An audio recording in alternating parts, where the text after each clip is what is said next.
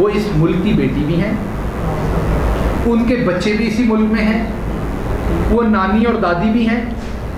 ان بچوں کا کیا حال ہوتا ہوگا جب آپ ان کو اس طرح کے القابات سے نوازتے ہیں. پھر ان کے قریب خاتون ہے فرح بی بی. اب فرح بی بی کو بار بار گوگی کہنا, ویسے تو آپ کے بھی آپ ہماری بہن ہیں لیکن آپ کے بھی نک نیم ہمیں پتہ ہے, ہم نے تو نہیں آپ کو کبھی بھی کہا اس نک نیم سے. ہم یا آپ کے خامد محترم کا نام ساتھ استعمال کرتے ہیں یا آپ کے شوہر کا نام استعمال کرتے ہیں. زیادہ کوشش کرتے ہیں شروع دن سے آپ کو باجی کہا جائے تاکہ احترام رہے, آپ ایک خاتون ہیں. آپ خود یہ کام شروع کرتی ہیں ایک خاتون کا نام بگاڑنے کے لیے, اس کی تصحیح کرنے کے لیے. آپ کے پاس اس خاتون کے خلاف کوئی ثبوت ہے, پیش کریں, سزا دلوائیں, مقدمہ بنائیں. آپ کی اوپر حکومت ہے نا, ایف آئی اے آپ کے پاس ہے, سب کچھ ہے. نام بگاڑنے کی کیا ضرورت ہے؟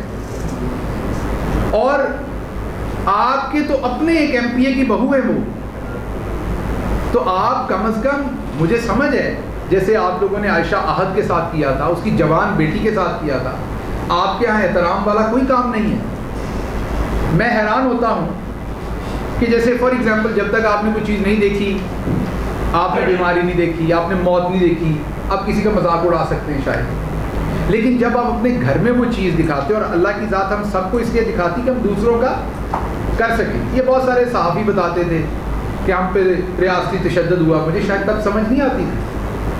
اب ایک دن چودھری غلام حسین صاحب مجھے بتا رہے تھے کہ 21 دن انہیں لاہور کے شاہی قلعے کے ایک چھوٹے سے ایک سیل میں رکھا گیا, اور جب وہ بتا رہے تھے تو انہیں اس پہ ان کی آنکھوں میں آنسو نہیں تھے. جو اگلی بات انہوں نے کی اس پہ ان کی آنکھوں میں آنسو تھے کہ 21 دن تک ان کی ماں نے نہ اچھی طرح سے کھانا کھایا نہ غسل لیا, کیونکہ وہ گھر میں تڑپ رہی تھی. وہ قصور اس کا کیا تھا؟ وہ لکھ رہا تھا بیچارہ, صحافی تھا, کیونکہ مڈل کلاس تھا, ماڑا بندہ تھا, تو اٹھا کے اندر دے دیا. اب مجھے حیرانی ہوتی ہے جب رانا ثناء اللہ تشدد کے بارے میں بیانات دیتے ہیں. ان سے کہیں زیادہ عقل مند ہماری بہن ان کی بیگم ہیں, جنہوں نے ایک دفعہ اپنے شوہر کو مصیبت میں دیکھا تو اب وہ کسی اور جو مصیبت میں آتا ہے اس کے لیے وہ دعا کرتی ہیں.